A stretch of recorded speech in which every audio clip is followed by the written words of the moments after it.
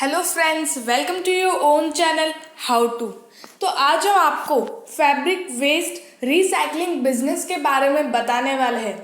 बहुत ही जोरदार बिजनेस है और इस बिजनेस में हम आपको कौन से रॉ मटेरियल्स आपको चाहिए होंगे, क्या एडिशनल असेट चाहिए होगा except the raw material and machines, उसके बाद मार्केट पोटेंशियल कितना है इस बिजनेस का, मतलब आपको किसको सप्लाई करना है जब आप ये बिजनेस में एंटर करोगे, तब इसका क्या प्रोसीजर है, कितना एरिया आपको चाहिए होगा, कितना इन्वेस्टमेंट आपको करना पड़ेगा और कितना प्रॉफिट इन रिटर्न आपको होगा और कौन कौन से लाइसेंस आपको चाहिए होंगे ये बिजनेस को स्टार्ट करने के लिए। तो वीडियो को एंड तक ज़रूर देखिएगा। बहुत ही जोरदार बिजनेस है और इसमें जो प्रॉफिटेबिलिटी वो भी बहुत ही अच्छी है।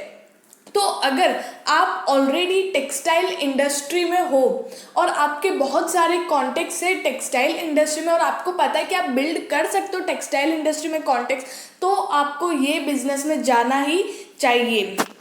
आगे बढ़ने से पहले अगर आपने हमारे चैनल को सब्सक्राइब नहीं किया हो तो आप हमारे चैनल को सब्सक्राइब ज़रूर कर दीजिएगा, साथ ही में हिट द बेल आइकन। सबसे पहले आपको कौन सा रॉ मटेरियल चाहिए होगा, वॉश्ड और क्लीन कॉटन बेस्ड फैब्रिक। अगर आप टेक्सटाइल इंडस्ट्री में हो तो बहुत सारे जहाँ पे मतलब कटिंग होती है तो बहुत वेस्ट होता है। अगर आप सपोज सूरत में हो तो सूरत में इतना टेक्सटाइल का हब, इतना बड़ा टेक्सटाइल का हब है और यहाँ पर अगर आपके कॉन्टेक्ट्स हो तो आपको स्पेशली ये बिजनेस स्टार्ट करना चाहिए, क्योंकि यहाँ पे रोज़ की इतनी कटिंग होती है और इतना वेस्ट मटेरियल होता है। तो अगर आप उन सबको कलेक्ट करके अगर आप अपना खुद का ये बिजनेस स्टार्ट करो जहाँ पे आप फैब्रिक को रिसाइकल करके यूज़ कर रहे हो तो आपका बिजनेस बहुत ही शानदार चलने वाला है। अब बात करते हैं मार्केट पोटेंशियल। आप कहाँ पे इस बिजनेस, ये जो अगर आप फैब्रिक बनाओगे तो कहाँ पे आप इसको सप्लाई करोगे। यार्न इंडस्ट्री में, नॉन वुवन इंडस्ट्री में, सोफ़ा फर्नीचर वाली जो इंडस्ट्रीज होती है वहाँ पर भी ये मटेरियल यूज़ होता है। पंचिंग बैग में, स्पोर्ट्स इंडस्ट्री में, ये सारी इंडस्ट्री में आपको या ये सारी जगह पे आपको अपना जो माल आपने बनाया, जो फैब्रिक को रिसाइकल आपने किया, वहाँ पर आप सप्लाई कर सकते हो रिसाइकल्ड फैब्रिक को। अब बात करते हैं प्रोसीजर की। सबसे पहले जो भी आपके पास मटेरियल है, जो भी फैब्रिक आपको रिसाइकल करना है, तो उसको आप क्लॉथ श्रेडर मशीन में डालोगे और यहाँ से आपका जो भी बड़े बड़े पूरा टी शर्ट होगा या कोई कट का मटेरियल होगा, तो इन सबको वो छोटे छोटे पार्ट्स में कर देगा इन क्लॉथ श्रेडर मशीन में।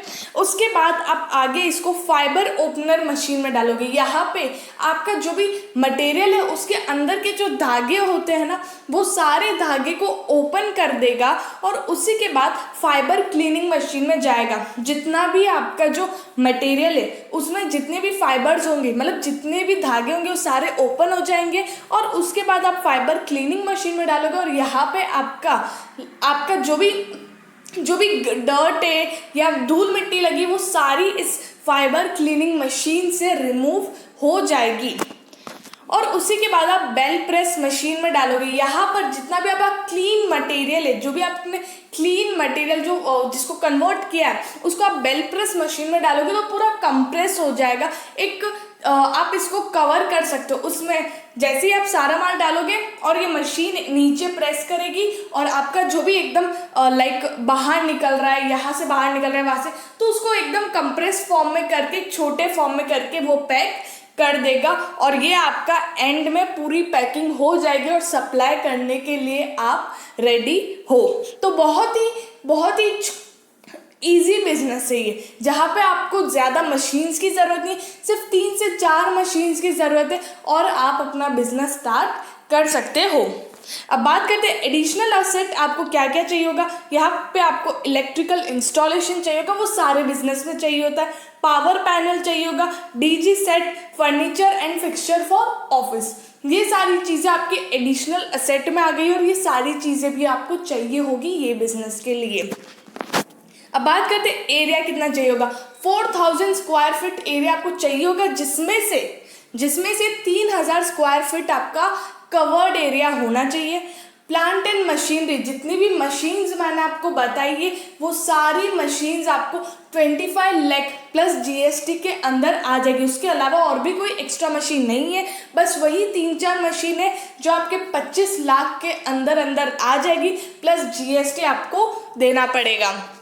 अब बात करते हैं इलेक्ट्रिसिटी, आपको 80 किलोवाट का चाहिए होगा और मैन पावर आपको इसमें 9 से 10 लोग चाहिए होगा, जिसमें आपके स्किल्ड लेबर आ जाएंगे, अनस्किल्ड लेबर आ जाएगा, अकाउंटेंट आ जाएगा, और जो भी ऑफिस में जो काम करने वाले होते हैं, मार्केटिंग वाले होते हैं, ये सारे 9 से 10 में आपके इतने लोग आ जाएंगे और आप अपना बिजनेस अपनी टीम के साथ स्टार्ट कर सकते हो।